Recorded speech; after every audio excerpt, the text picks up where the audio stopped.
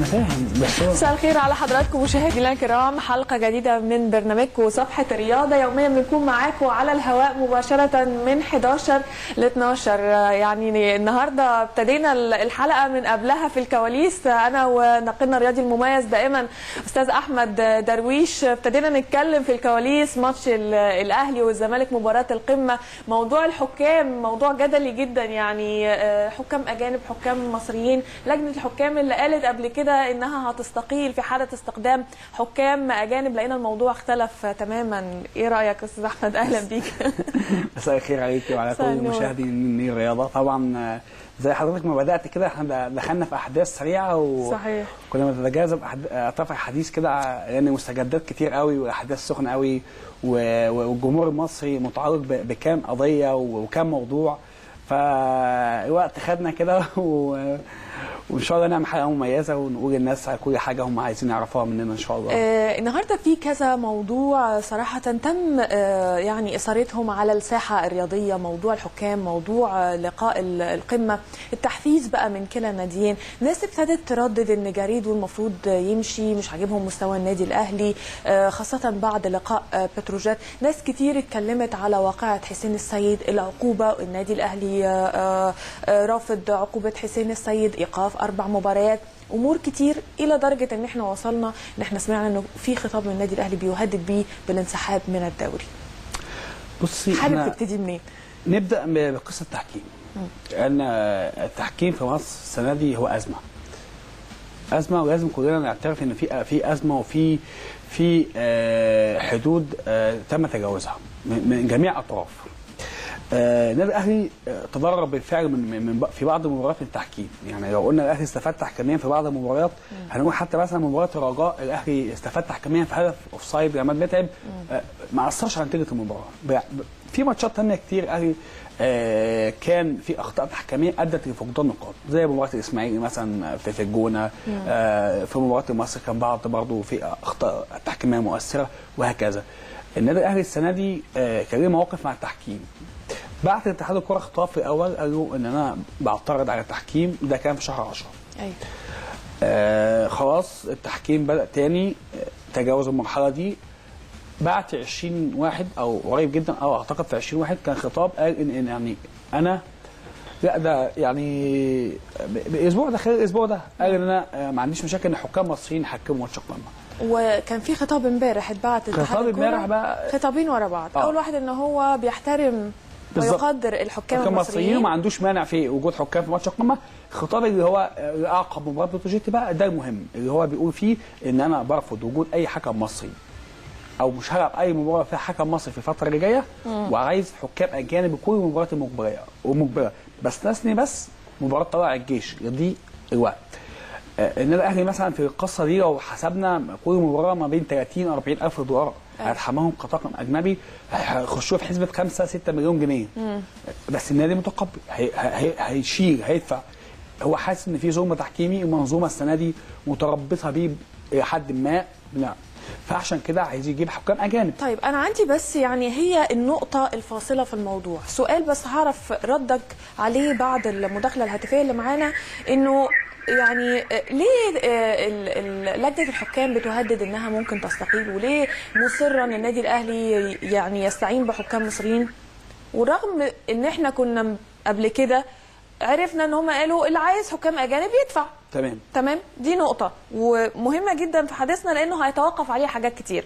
بس نروح لبورسعيد نعرف اخبار النادي المصري البورسعيدي. معانا صحفي باليوم السابع استاذ ايمن عيد. مساء الخير على حضرتك، اهلا بيك. مساء الخير يا فندم، وتحياتي للزميل احمد درويش. ازيك يا ايمن، عامل ايه؟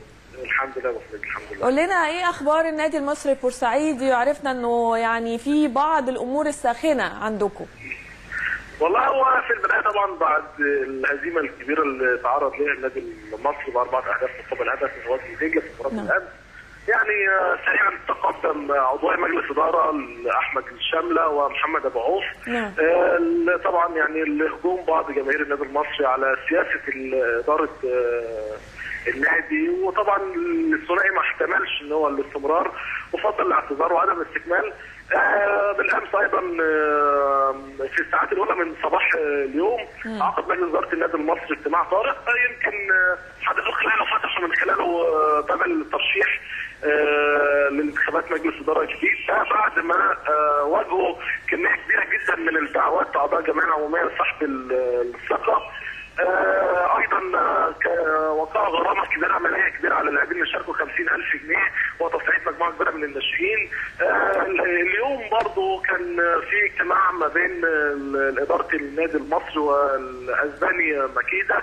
يمكن في تدور في الافق كده ان ممكن ماكيدا بيفكر ان هو يقدم استقالته، ومش الراجل مش حاسس ان هو ممكن يقدم جديد.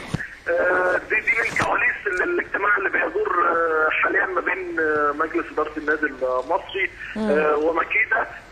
كمان كان في موضوع بالنسبه لانتقال احمد رؤوف لنادي وادي دجله. ايوه كان النادي المصري حدد مبلغ كبير، يمكن 4 ملايين ل 8 ملايين جنيه، ولكن احمد رؤوف حسم الامر وفضل ان هو يستمر مع النادي المصري طبعا لانقاذ النادي من الكبوه والازمه اللي بيمر فيها حاليا بسبب تدني النتائج. تمام جميل، بس انا عايزه استوقفك، يعني عايزه استوضح منك بعض الامور. انت قلت لي كل اللي عندك ورا بعض، لكن انا عايزه اعرف اسباب استقاله ابو عوف وشامله مع الاحتفاظ برضو بالالقاب للجميع. اسباب استقالتهم ايه؟ والله هي الاسباب اولا الهجوم اللي بيتعرض ليه مجلس الاداره اثناء مثلا العروض السيئه بيقدمها الفريق، فبتطلع الجماهير بتهاجم مجلس الاداره بسبب اختياراتهم او سوء اختياراتهم او سوء ادارتهم، فالثنائي ما احتملش هذه الضغوط. ايضا ان هم اكتفوا بالقدر او اكتفوا هل ده كان منهم يعني نوع من انواع الاعتراض على بعض القرارات من الاستاذ ياسر يحيى رئيس النادي؟ لا ابدا، لا ابدا، ما فيش ده، لكن هم اكتفوا بهذا القدر من العطاء ده في مجلس اداره النادي المصري. اين ماكيدا من هذه الخسارات المتواليه؟ طبعا هو لا يتحمل كل الخساره لانه في 8 هزائم حتى الان للفريق، فهو لا يتحملها كلها، ولكن ما يخصه في الموضوع هو طلب ايه؟ طلب تطوير ايه اللي جاي بالنسبه للنادي؟ لا، هو المشكله كلها بالنسبه لتدعيمات الفريق الكروي. ماكيدا طالب لعيبه في تدعيم خط الدفاع وخط الوسط، ولكن طبعا ما يعوق النادي المصري حاليا هو وجود لعيبه تقدر ان هي تضيف شيء، يعني لعيبه، هو النادي المصري عايز لعيبه متميزه، مش قادر ان هو دلوقتي يجيب لعيبه متميزه. يمكن كان في صفقه هو تم يعني جابوها النادي المصري، عبد العزيز يوسف لاعب سموحه. يمكن الصفقه دي بنسبه كبيره بعد ما تم توقيع العقود بنسبه 90% ربما الصفقه دي تفشل ويتم فسخ العقد ما بين النادي المصري وبين اللاعب بسبب رغبه اللاعب. يعني ده الموجود حاليا. يمكن هم دلوقتي برضه بيحاولوا ان هم يثنوا اللاعب عن قراره، وايضا هناك مستوى في القيد. دلوقتي النادي المصري معاه بوبا لاعب نيجيري ومعاه الياسو، تمام، فلا بد ان هو يستلم عن ايا منهما، ولكن عشان تستلم عن حد فيهم او تفسخ العقد بالطريقه معاه لابد ان هو ياخد مستحقاته لان اللاعب محترف. طيب في استفسار من الاستاذ احمد، اتفضل. ايمن، الثنائي المستقيل انا اللي انا اعرفه انهم من الناس الداعمه بقوه ماديا في المجلس، يعني انا اعرف ان في 5 بيدعموا مجلس ماديا او فريق ماديا. الثنائي ده هل استقالتهم هتاثر على الفريق من الناحيه الماديه ايمن؟ والله احمد، هو المفترض ان عقد ماكيدا اللي هو قيمته $30,000 بيدفعوا 6 اعضاء مجلس اداره. الثنائي منهم، يعني كل عضو بيدفع $5,000.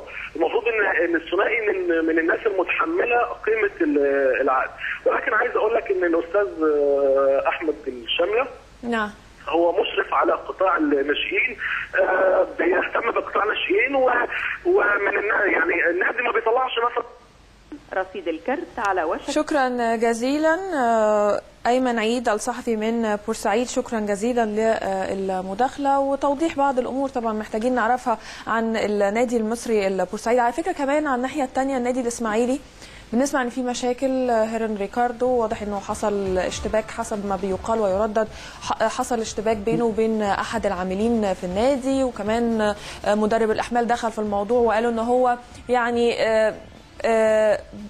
بيحامي زي ما بنقول كده، او يعني بياخد صف المدير الفني. يعني في تطورات كتير. عايز اقول بس النادي المصري الناس لازم تتعلم من تجربه الاتحاد السكندري. ده نادي ساحلي وده نادي ساحلي.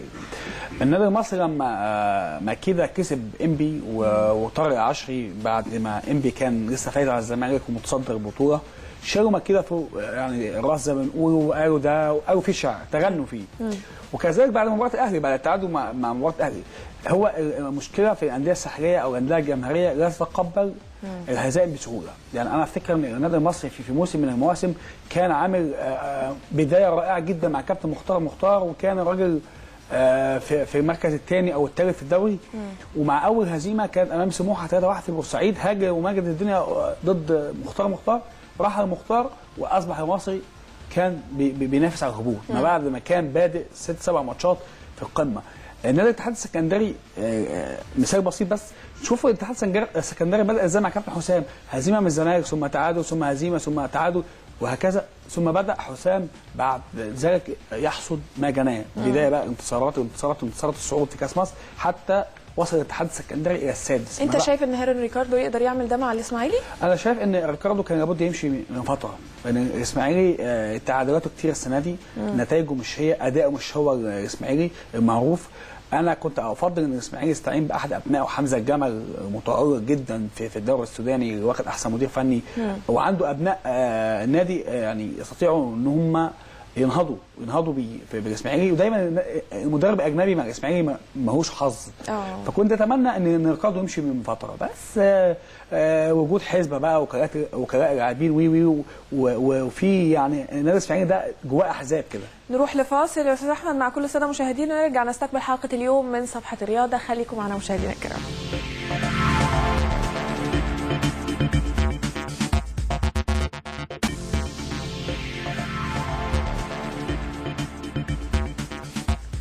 عودة من جديد مع حضراتكم مشاهدينا الكرام، نستكمل حلقة اليوم من صفحة الرياضة مع ضيفي وضيف حضراتكم الناقد الرياضي المميز أستاذ أحمد درويش. برحب بك مرة ثانية. كأس الأمم الأفريقية غينيا الاستوائية تعدت مع بوركينا فاسو 0-0، والكونغو فازت على الجابون 1-0. حاليا بتلعب كأس ملك إسبانيا، فيا ريال متقدمة على ختافي 1-0، مالاجا وأتلتيك بلباو 0-0، برشلونة وأتلتيكو مدريد 0-0. انت بتقولي مشاهدين 0-0 برشلونه واتلتيكو كده هيسيبونا ويشوفوا لا طبعا هي مباراه مهمه جدا، لكن احنا هنقول لكم النتيجه اول باول، خليكم معانا طبعا. ولكن انا عايزه ارجع تاني لموضوع التحكيم الجدلي في الساحه الرياضيه المصريه والكرويه بالتحديد. الاهرام قالت النار تحت الرماد في الاهلي، النادي يقرر رفض خوض اي مباراه بالدوري يديرها طاقم حكام محليين بدءا من لقاء القمه. طاهر يعود لإدارة الأزمة الساخنة، وجريدو للاعبيه أنتم بلا روح. واضح إن ده بعد مباراة بتروجيت.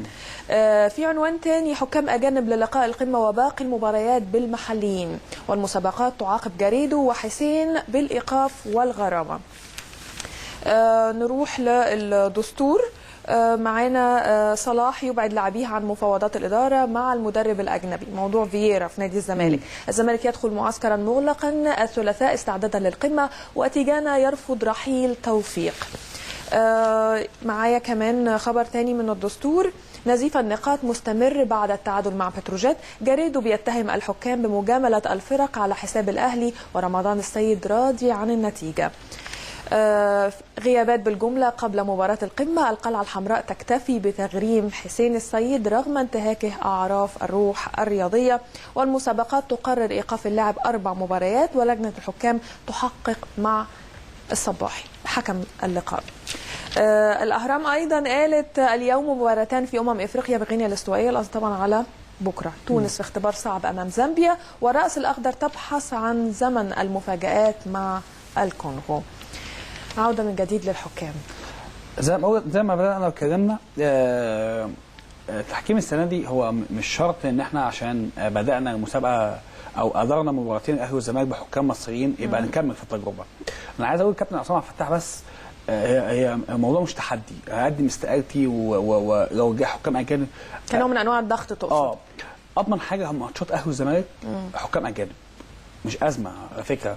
طب ممكن اي حد متابعنا يقول لك طب ما بدون جمهور، يعني بدون جمهور اضمنها في ايه؟ طيب انا عايز اقول لحضرتك حاجه، بدون جمهور وكم الاخطاء ده بيحصل، ما بالك بقى في وجود جماهير، ايه اللي هيحصل بعد كده؟ انا ما بقولش ان احنا ما ندعمش التجربه المصريه، انا بقول ان احنا لازم نختار الوقت اللي ندفع فيه بحكم مصري، يعني لما تكون التجربه مباراه ما لهاش اهميه قوي، مش هتاثر قوي، ما فيش احتقان جماهيري في الوقت ده، ما فيش اخطاء تحكيميه قبلها في 5 6 مباريات عامله اثر جوه نفوس احد الناديين.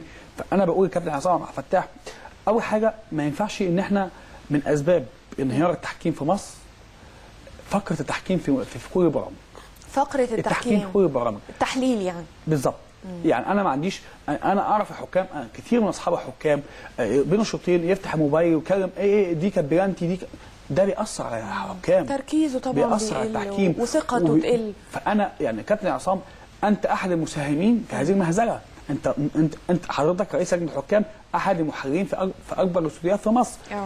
فعشان تتكلم يا كابتن عصام في التحكيم، اول حاجه انت اول مدافعين عن حكامك بحق وباطل في فقرتك التحكيميه.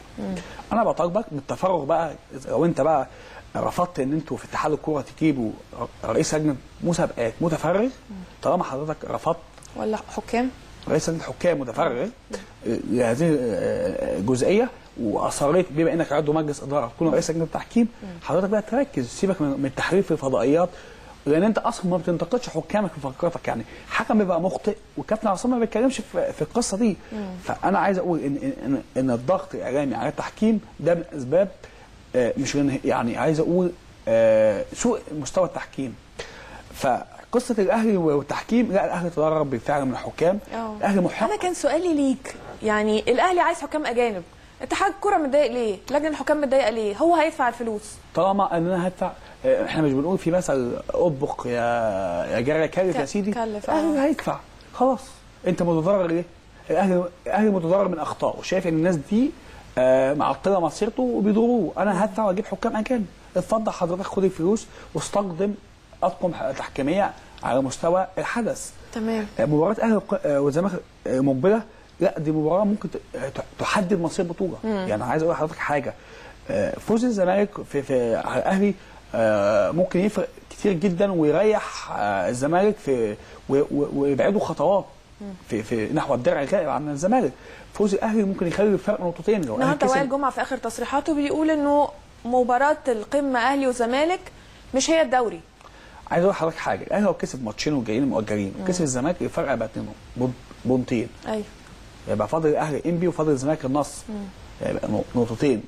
يعني القصه في الملعب، ما زالت في الملعب، فاي خطا تحكيمي لا هيقبله الاهلي ولا هيقبله الزمالك ورئيسه. الاهلي عنده مؤجلتين، عنده مؤجل، لا هيقبله الاهلي ولا هيقبله رئيس الزمالك برئيسه. فالقصه دلوقتي ان احنا نريح نفسنا ونجيب ماتش السوبر وماتش الدوري الرباعيه. ما كانش في ضغط اعلامي بالطريقه دي، ما كانش في اخطاء واضحه قبل كده بالطريقه دي، ما كانش في ضغط جماهيري عبر مواقع التواصل وعبر الفيسبوك وتصريحات بالطريقه دي. وده ما كانش في ضغط كمان من الادارات بالطريقه دي. فاحنا برضه مش عارفين كيف تدار المنظومه الرياضيه في مصر، مش عارفين. يعني في لجنه الانضباط، انا ايه صفه لجنه المسابقات انها تعاقب لعيب؟ ايه صفه اللي اعرفه طبقا للوائح الدوليه هي لجنه الانضباط. ايوه، مش لجنه المسابقات. وبعدين في عندنا تداخل اختصاصات رهيب جدا. يعني احنا عايزين نرجع تاني نقول بيضه ولا فرخه، بالفيديو ولا مش بالفيديو. يعني عايز نقول عاقبت وليد سليمان، الحكم ما كتبش شريف رشوان ان وليد سليمان ما كتبش في تقريره. اخدت انت بلقطه الفيديو وعاقبت وليد سليمان 4 مباريات. ما خدتش في لقطه باسم مرسي بتاعت ابراهيم نور الدين النقيض في مباراه المصري والزمالك. ما عملتش انت كده ليه؟ ايوه، ما عملتش كده ليه؟ الحكم ما كتبش في تقريره. خدتها في لقاء الاهلي وبتروجيت مع حسين محمد صباحي، كنت بكلمه يا محمد قال لي انا ما كتبتش حاجه وما شفتش اللقطه. طب معلش سؤال، انت خدت لقطه حسين السيد وسبت البصق، يعني انت عاقبته 4 مباريات على ايه؟ يا استاذه هبه 4 مباريات بالفعل زي اللي عمل حسين السيد ده في اي بلد متحضر ايقاف في نهايه الموسم. ابراهيم مجاهد اللي هي قصدك الدفع من الوجه بدون كوره مش كده، ولا قصدك على البصق بقى على الحكم؟ تصرف اخلاقي يا جماعه. ضرب اللاعب ده هي 4 مباريات. اين بقى البصق؟ الاهلي كان غرم حسين السيد 150,000 جنيه. انا سمعت 50 وسمعت 150 وسمعت 200. لسه انا اخر حاجه قريتها كانت 150,000. انا قريت في 3 اماكن مختلفه، مره 50 ومره 100. انا اهلي بالذات بتاكد لما اشوف خبر على الموقع الرسمي للنادي او تصريح من مدير الكوره اللي انا بحمله كتير من المسؤوليه في الفتره اللي فاتت دي كابتن وائل جمعه. بس نرجع بس حته حسين السيد ولجنه الانضباط. احنا عندنا في حب في قرارات، يعني مؤمن زكريا شهر وغرامه، خالد قمر ومعروف ما تحققش معاهم اصلا وشهر وغرامه. فالقصه في مجامله للانديه. يعني انا عايز اقول لحضرتك حاجه، لو في بلد متحضر نفس القصه، متحضر في مش فينا احنا كمصر، لا في الاشخاص اللي بيديروا المنظومه. ابراهيم مجاهد رئيس نادي المنصوره ده ما يخشش ملاعب. طيب سريعا ناخد راي كابتن احمد شناوي الخبير التحكيمي في الجدل التحكيمي اللي عندنا حاليا. اهلا بيك يا كابتن احمد. اهلا بيك والاستاذ احمد درويش. اهلا كابتن احمد. اهلا بيك كابتن احمد. يعني بدايه كده موضوع الاهلي والزمالك مباراه القمه، انت من رايك حكم مصري ولا حكم اجنبي؟ هو طبعا يعني الواقع يعني دايما بيبقى ضد التمني. انا طبعا تمنياتنا ان يكون التحكيم مصري مفيش كلام، لكن طبعا شايفين حضرتك الظروف اللي بتحصل. صح بتفق. وفي يعني ممكن ده قرار بقى ممكن يكون جاي من فوق شويه، مش مشكله. انما احنا عايزين نوصل لحاجه مهمه، ان يعني صفحه التحكيم المصري للقاءات الاهلي والزمالك بعتقد ان الحمد لله يعني موجوده بالنسبه بس النادي الاهلي برضو يا كابتن احمد عايز كل مبارياته يحكمها حكام اجانب، بس هو هيتحمل التكاليف. ايه رايك في الموضوع ده؟ انا ما اعتقدش ان النادي الاهلي يعني هو بس يعني بس يعني في يعني حكايه سخنه زي ما بيقولوا، ممكن يكون الكلام، لكن مش لدرجه ان هو هيجيب كل المباريات. كل مباريات تبقى حكام اجانب ابدا، مش هيحصل. هي بس يعني زي ما تقولي دقيقه من النتيجه من امبارح، من الاداء التحكيمي اللي هو حاسس ان هو ظلمه بشكل كبير. لكن انا ما اعتقدش ان النادي الاهلي ممكن او اي نادي يقدر يتحمل ان يجيب حكام اجانب يعني طول السنه ويدفع فلوس. ما اعتقدش ان المبلغ هيبقى كبير جدا النهارده عشان نجيب حكام اجانب من بره. هيبقى التكلفه مش اقل من $20,000. تخيلي حضرتك لو $20,000 في 15 مباراه. 22 يا كابتن. ها؟ 22. لا نقول 20، هنعمل خصم 20,000. يعني لا 22 مباراه. نقول في 20. لا فاضل نقول 15. احنا بنتكلم في رينج يعني. يعني في عندك هتبقى حوالي عندك 300، يعني حوالي 2 مليون يعني رقم كبير جدا. رقم كبير جدا. يعني ما احنا ما اعتقدش ان النادي الاهلي هيضحي بالكلام ده كله. طيب سريعا يا كابتن احمد، بعيدا بقى عن الموضوع ده، انت شايف انه التحكيم المصري دلوقتي محتاج كل الضجه دي؟ لا هو طبعا يعني انا عايز اقول على حاجه، يعني احنا مش عايزين يعني نرجع لورا تاني. يعني قبل كده طبعا احنا ما صدقنا ان التحكيم المصري يعني رجع للقاءات الاهلي والزمالك، والاخطاء التحكيميه هي دي مشكله عندنا في مصر، ان احنا يعني ما عندناش يعني ايه ان احنا ازاي نتعامل مع الخطا التحكيمي. لو انت رحتي اي دوري في العالم، في اي بطوله، في انجلترا، في ايطاليا، في اسبانيا، هناك اخطاء تحكيميه يعني. ايه رايك في واقعه حسين السيد يا كابتن؟ طبعا واقعه حسين السيد طبعا ما فيش كلام ان هو يعني سلوكه كان غريب جدا، انما طبعا القرار اللي خده اتحاد الكره لجنه المسابقات، بعتقد انه قرار يعني هو ده الصح، مش عشان حسين انما عشان خاطر ان اي لاعب. هو ده الصح ولا كنت بتتمنى ان العقوبه تتغلظ؟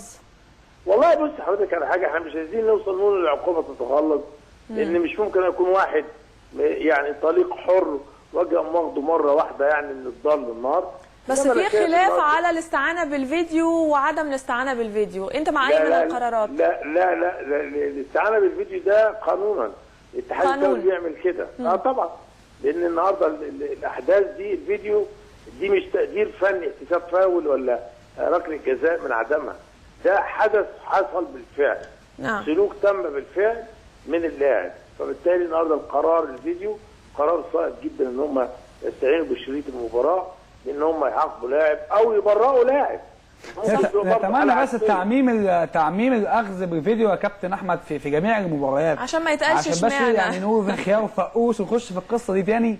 احنا عايزين الفيديو في جميع المباريات عشان خاطر يبقى في مساواه للجميع. شكرا جزيلا كابتن احمد الشناوي خبيرنا التحكيمي. سريعا يا كابتن سريعا اتفضل. الو. طيب عشان بس وقتنا عندنا فاصل اعلاني ونرجع نستكمل حلقه اليوم من صفحه الرياضه. مشاهدينا الكرام خليكم.